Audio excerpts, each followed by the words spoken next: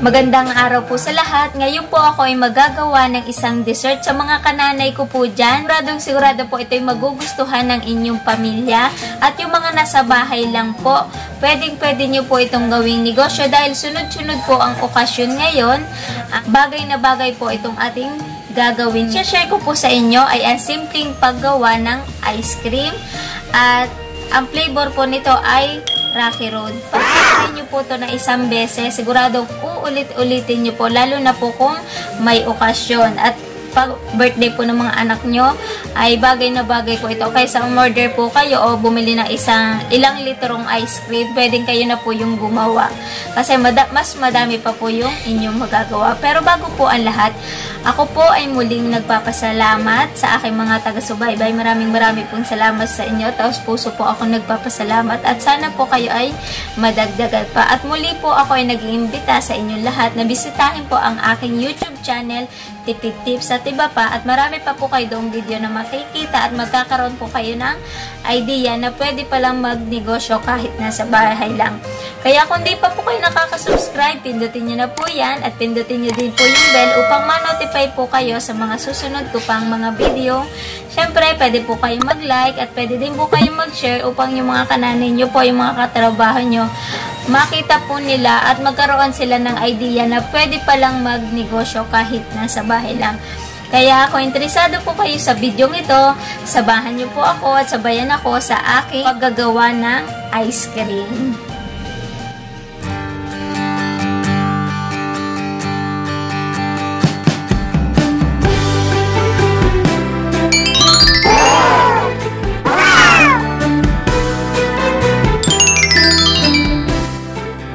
Sangkap sa paggawa ng ice cream.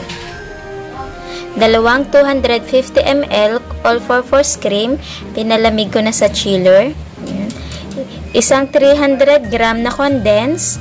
Duren yung napili ko dahil madami siyang flavor na pagpipilian. Chocolate yung napili ko dahil ang gagawin natin ay Rocky Road. Pero halimbawa at wala kayong makitang chocolate condense, pwede naman yung plain lang. Gawa ng tayo ay gagamit pa ng chocolate syrup. Chocolate syrup, ayan po yung video, niluto ko po yan. Ang inilagay ko po dyan ay 400 ml na tubig, 1 cup ng Ricoa Cocoa. Ito po depende sa inyo kung gamitin nyo po ay Cocoa, chocolate Hershey's o kahit anuman pong chocolate ang inyong gamitin, o kaya naman kahit po ay Milo. Depende na po sa inyo kung ano pong type ang gusto ninyo. Tapos naglagay po ako dyan ng 4 hanggang 5 kutsarang asukal. At okay na po sa akin yung tamis. Depende na po sa inyo kung dadagdagan nyo po o hindi. Tikman nyo na lang po. At 1/4 teaspoon ng asin upang ma-enhance niya po yung tamis niya, yung sweetness niya po. Toasted peanut. Ayan, kinarak ko lang po yan para may mangunguya tayo sa ating Rocky Road. Ayan. At ang ating maliliit na marshmallow. At ito po yung ating mga lalagyan. Meron po tayong nasa tab. Ayan. May bilog at saka may haba. Ang sukat po nito ay 750 ml. At meron din po tayo na nakalagay sa cup. Ito po ang sukat nito ay 3.5 ounce. Ngayon po kung halimbawa pambenta nyo po, depende na po sa inyo kung magkano po yung ipepresyo ninyo. Pili na lang po kayo ng size na gagamitin kasi madami pa pong size meron ito. At ito pong ating kutsara sa ice cream. Ngayon po, tayo ay mag-uumpisa na at ang gagamitin ko po ay mixer. Pero sa mga nanay po, wag po kayong mag-alala kung wala kayong mixer kasi pwede po kayong gumamit nito. Ang pinagkaiba po sa dalawa, kung pang negosyo po ninyo, mas mainam po na ang gagamitin ninyo ay mixer kasi mas madami po yung mapapalabas ninyong ice cream. Kasi mas magiging foamy po siya, mas magiging marami. Kung ito naman po, pwede po kung pambahay lang, pwede po ito. Mas masarap po yung magiging kalabasan ng inyong ice cream kasi mas creamy po siya, mas siksik, walang bula. Pero kung pang negosyo po, mas mainam po kung mixer po talaga ang inyong gagamitin. Okay, tara na po, mag-umpisa na po tayo. Gagamit pa po tayo ng isang lalagyan at ito po ay lalagyan natin ng yelo. Tapos dito po yung ating bowl ng ice cream. Kailangan po natin to para yung ice cream po natin ay hindi po bumagsak yung pagka-foam niya.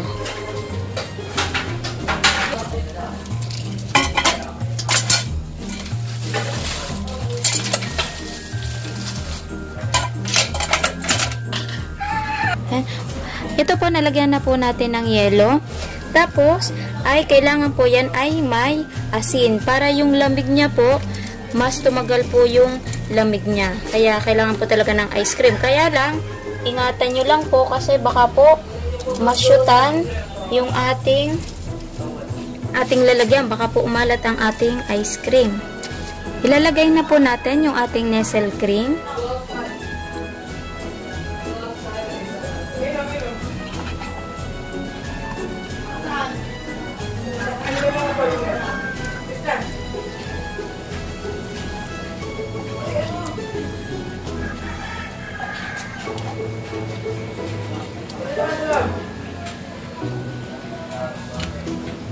Ayan, dalawa na po yung nailagay natin at ilagay naman po natin yung ating condense para makita na natin yung gaano kataas at yung itataas pa niya mamaya pag na-mix na natin.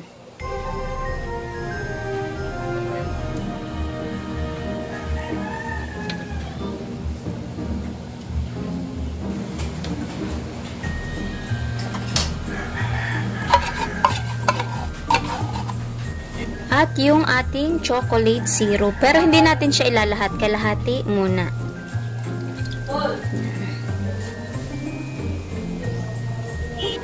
Ngayon ay i-mix muna natin sa number 1 at mamaya ay mag-high speed tayo. Okay? Mag-umpisa na tayo. Number 1 muna.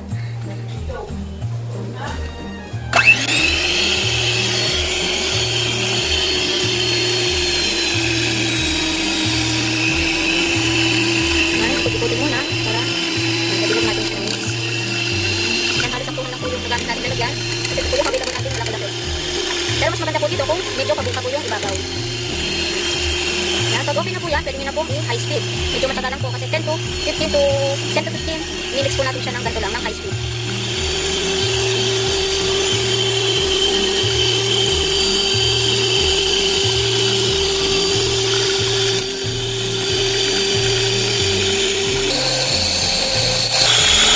Nilipat po natin siya ng lagayan dahil hirapan po akong mag-mix doon. Ayan.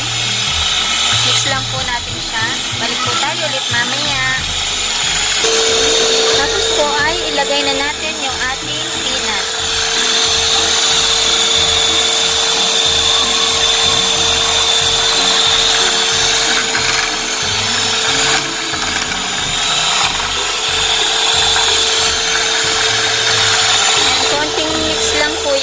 Okay na po ang ating ice cream.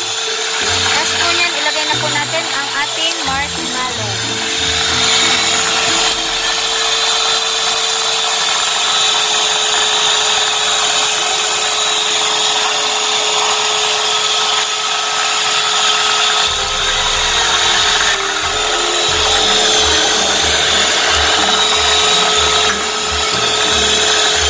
Mimix lang po natin at okay na po ang ating ice cream.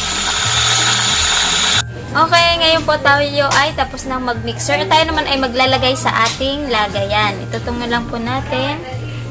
Ayan. Ikaw.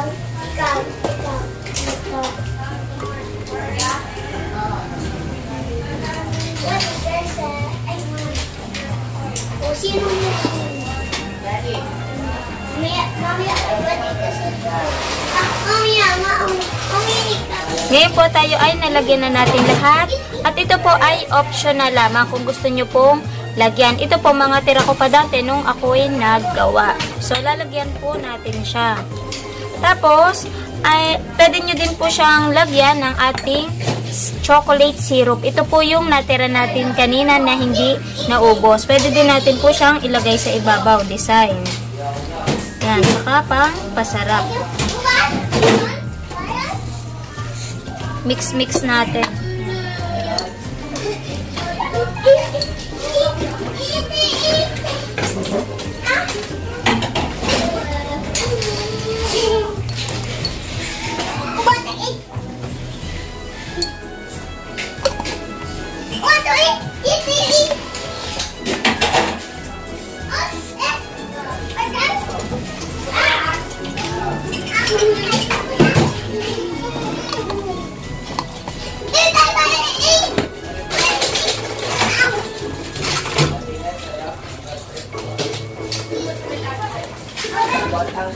Yung design lang natin.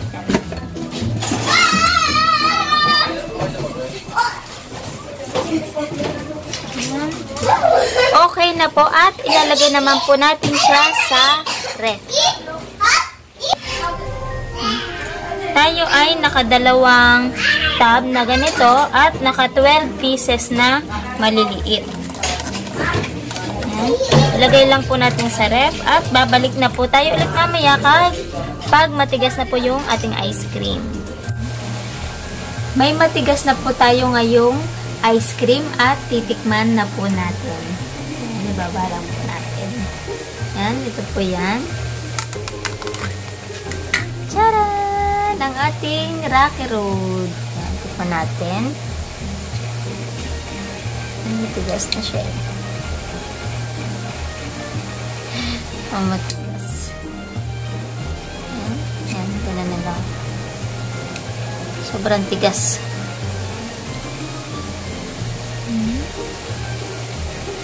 Ito po kahit ano pong flavor ang gamitin ninyo. Kung ano pong type nyo flavor, pwede po. Yan. Ice cream talaga siya, oh. Diba, makakagawa na kayo ng homemade ice cream. Pwede na kayong gumawa. Dahil kami talaga sobrang mahilig po kami sa ice cream, lalo na po pag birthday po ng mga bata, bumibili na po kami ng yung litro na po yun sa ano, malaki na siya. Magkano yun? Nasa kulang-kulang 500. Diba? Ayan, pwedeng kayo na po ang gumawa. Ayan o, sarap. Ay, ice cream po talaga siya. Ice cream na ice cream. Sarap. Rocky Road nga po. Ayan.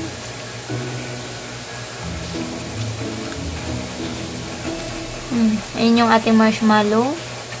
At yung ating tinapins. Ang sarap. Ayan, pwede po kayong gumawa sa inyong bahay.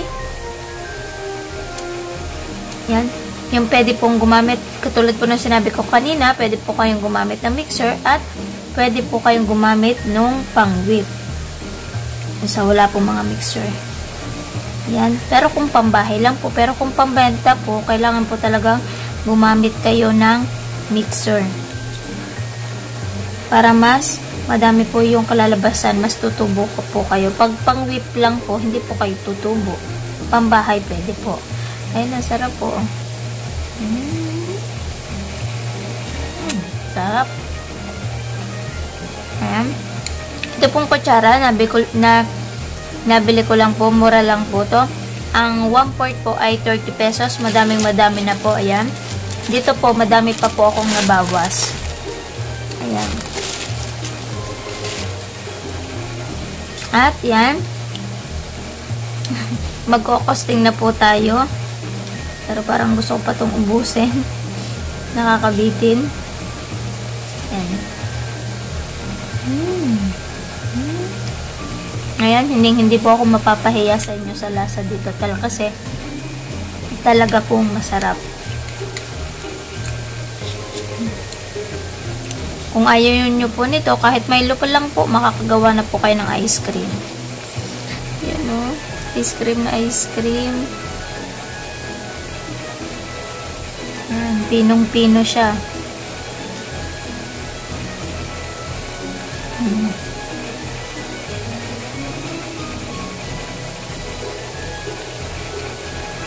Yan. Ngayon po tayo naman ay magkokosting. Ayan. Ayan. Hindi na ako natapos. Magkokosting na po muna tayo. Okay?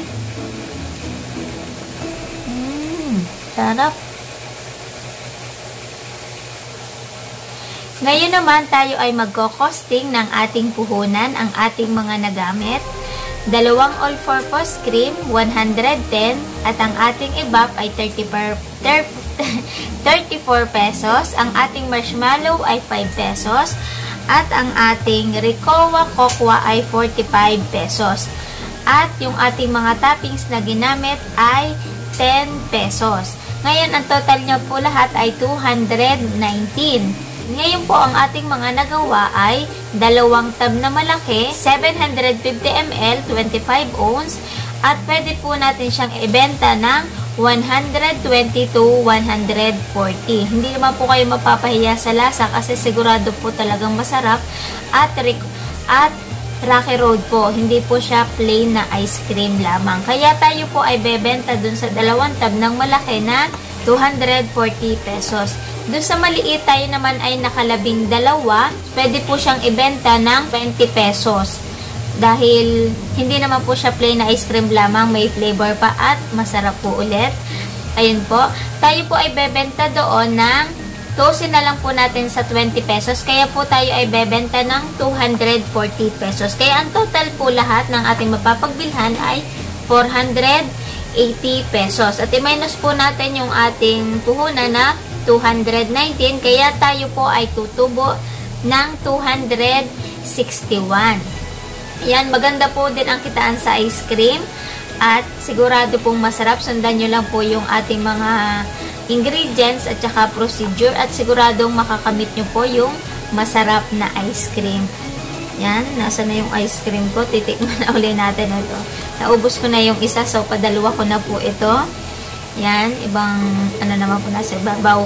Pero bago po ang lahat, bago po ako magpaalam, ako po muna ay muling magpapasalamat sa aking mga taga-subaybay. Maraming pong salamat sa inyo. Taos puso po akong nagpapasalamat sa inyong lahat. At sana po kayo ay madagdagan pa. At muli ako po ay nag-aanyaya sa inyong lahat na bisitahin po ang aking YouTube channel, Tipid Tips at iba pa. Madami pa po kayong video na makikita doon na katulad nito at magkakaroon kayo ng idea na pwede palang kumita kahit nasa bahay lang. Kaya kung di pa po kayo nakaka-subscribe, pindutin nyo na po yan. Pindutin nyo din po yung bell upang ma-notify po kayo sa mga susunod ko pang mga video. Syempre, huwag nyo po kalimutang mag-like at huwag nyo din po kalimutang mag-share upang yung mga kananay nyo po, yung mga ka-friends nyo, yung magkaroon sila ng idea na pwede pala silang kumita kahit sila ay nag-aalaga lang ng anak nila na nasa bahay, pwede silang kumita. Okay, maraming salamat. Bye-bye!